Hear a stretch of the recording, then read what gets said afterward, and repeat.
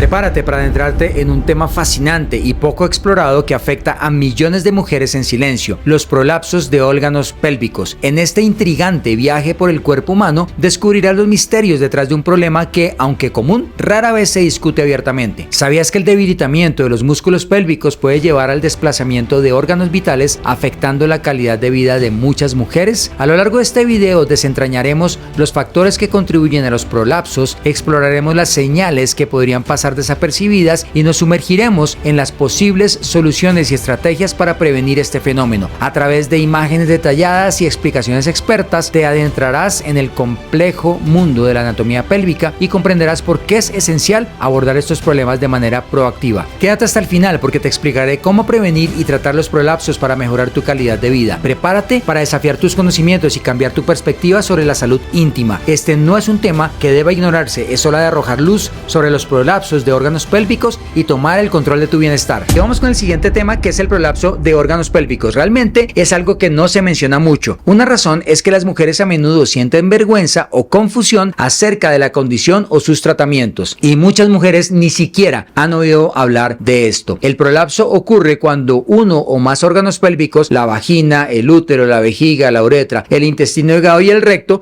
caen de su posición normal. Es causado por un piso pélvico débil, que es la colección de músculos, ligamentos y tejidos conectivos que mantienen estos órganos en su lugar. Cuando un órgano pélvico cae, puede abultarse en otro órgano. En algunos casos, el órgano puede abultarse fuera de la vagina y las mujeres pueden perder accidentalmente orina o materia fecal, o su vagina puede hacer ruidos durante el ejercicio o las relaciones sexuales. Estos síntomas y otros pueden hacer que las mujeres se aíslen socialmente. Algunas mujeres no buscan tratamiento hasta que comienzan a tener un problema grave con la función de la vejiga, el intestino o la función sexual. Estos son 5 temas sobre el prolapso que es importante que sepas. Número 1, si tienes prolapso, no estás sola. 1 de cada 4 mujeres en los 40 años y 1 de cada 3 mujeres en los 60 años tiene esta afección. Y para cuando las mujeres alcanzan los 80 años, el prolapso afecta a la mitad de todas las mujeres. A menudo es causado por cambios durante el embarazo y el parto que debilitan el piso pélvico, pero las mujeres que nunca han dado luz también pueden tener prolapso de órganos pélvicos. Es hereditario y puede ser causado por muchos factores, incluyendo el envejecimiento, los cambios hormonales con la menopausia, la obesidad, enfermedades que debilitan el tejido conectivo, incluyendo los trastornos genéticos, lesiones en el piso pélvico y la histerectomía, que es cuando retiran el útero. Otras condiciones y hábitos que tensionan los músculos del piso pélvico también pueden llevar al prolapso. Estos serían el estreñimiento continuo y esfuerzo durante los movimientos intestinales, tos continua causada por fumar o enfermedad pulmonar, ejercicios de alto impacto o trabajos que requieren levantar objetos pesados. Tema número 2. Hay muchos síntomas del prolapso que generalmente se desarrollan con el tiempo. De manera poco frecuente, el prolapso ocurre repentinamente. Por ejemplo, una mujer podría estar haciendo sentadillas en el gimnasio que causan que el último soporte débil del tejido conectivo ceda y luego verá algo rosado colgando de su vagina. Eso realmente es poco probable. Más a menudo lo que ocurre es que el prolapso comienza con síntomas como pérdida de orina